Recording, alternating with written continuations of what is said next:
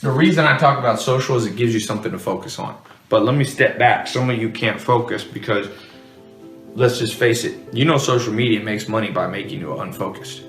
Scientists have studied how Facebook, Instagram, Twitter, all of these apps have created addictions. And that's why the people who own them are the richest people in the world. Now, I use social media, so I'm not gonna say don't use social media. A little practical tip for 2018, turn off all notifications. On my phone, I don't have one notification on. So if you have an iPhone, go to settings, right here, go scroll down to notifications. Where's my notifications? Right there. Turn everything off. Look at mine. Show previews. Never. Off, off, off, off, off, off. Every single one is off. Okay? Because I'm not a sucker. I use social media, but social media is not going to use me. I'll look at my Facebook when I want to, not when Mark Zuckerberg wants me to. Dopamine's released by these apps. It's literal physical addictions created by these. Again, you can use social media, but don't let it use you. Do you guys just rubberneck your whole life? You know, you ever been driving down the road, there's a wreck on the side, and everybody's like, oh my God, why is all the traffic stopped? There's only one person with a flat tire on the side of the road, right? Everybody's stopping to see what the hell happened over there. You're rubbernecking your life and not getting where you want to go, okay? Because everything's a distraction. Some people call it schizophrenia, like my friend Kathleen, but it's not really schizophrenia, it's a lack of focus. I'm a fairly impatient person, so I like to work a lot and I like to work fast, but I don't like overlapping projects, and I've done a bit of that this year where, you know, I'm still juggling, you know, doing press for one film whilst filming another film, whilst doing the ADR for another film, you know, and I kind of like to stick to one character for a finite amount of time and then let it go and move on to the next one. But this year there's been a bit of overlap and juggling, and it's a bit like, yeah. Gotta keep them on there. There's so many of them. They got in the business, was going up, and they all got successful because they were on a trend. When the trend crashed, they all left me all the business. She loves these times. But the reason is her focus is different. Does that make sense? Completely different focus. So when you're focusing, you got to decide what I'm going to focus on. But as soon as you focus on something, even if it's not true, you're going to feel it. So if you think someone tells you someone screwed you over, they took advantage of you, and you're like, what? And you're all upset, and you picture it in your mind, and now you're angry. And then later you go to confront this person and you find out it wasn't true. Who's ever had something like this happen and felt like an idiot? Raise your hand and say I. But when you focus on it, does it control you? Do you feel it? Yes or no? So just write focus equals feeling. Whatever you focus on, you're gonna feel. And as a leader, you're gonna have to manage those feelings. And you're gonna do it by managing your focus. By the way, if you're gonna lead other people, do you have to create a focus for the company, for the organization to be successful? Yes or no? You gotta find yourself, what are people focusing on? It's affecting all the decisions in the company.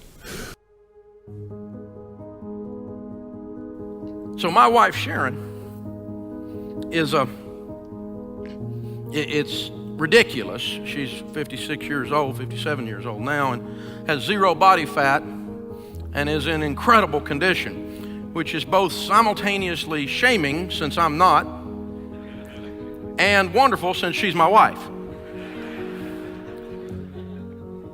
So she gets up in the morning, goes to the Y for 3.5 to 7 hours a day. No, I'm kidding, and goes for a run with her little friends. You know, they got their little running herd and they go for a run. And you know, women talk when they run. I just sweat and can't breathe when I run. So people run up alongside me and say, how you doing? I'm like, you know, I just keep going, right? So just happy to be here, shut up. And you will not respect yourself until you follow through, until something is done, come hell or high water, tears and struggles and pain, and you go through it anyway, and you show up and you continue to fight on no matter the circumstances. After a while, something begins to wither inside of you. Love beareth all things. I haven't been taught to take anything. I was the baby of my family. My brother and sister weren't raised like this, but I was. They did a hard time in prison camp. They were shocked when my mother came in my room and said, baby, what you want? Because of C, I started doing NFL and NBA. Because when he would put it up, he was like, we got to brand it a certain way. Nope, take that down. That from the side, he looking too chunky on that one right there. Put that down. We don't need that pick. Put that pick up right there. All right, he wasn't shaved. Don't put that up at all. Let's get the shave. But like literally, it was a science. I remember C, I picked both of them up in college. I had not been nurtured to bear anything, to take anything. And being a man was hard work because I didn't have anybody to show me. And it's hard to be what you cannot see. Wow. Wow. Get them under control. Please sit down. Please sit down.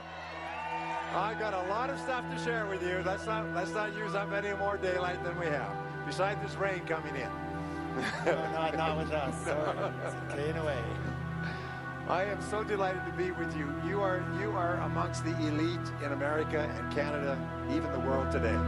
You are in the top 10%. And that's why it's because you're here.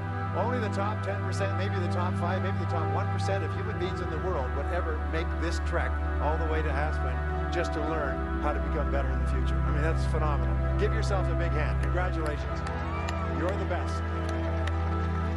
And I want to give you the very best ideas I possibly can in the time that we have together here.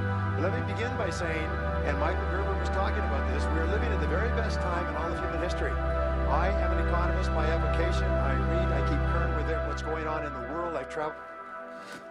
See, some people quit because things are out of control. Nobody quits what you can control. But the moment you get in something where you don't get your way, or you get reprimanded, or you get corrected, or you go through this, or you go through that, or you go through the other, or it's bad conditions or bad circumstances, the first thing the immature mind says is, this is ridiculous, I quit. He's a great friend. He's very loyal. He's got a heart of gold. I am thrilled to have with us at the seminar of the century, Mr. Brian Tracy! Thank you, my friend. Thank you. Good job. Thank you.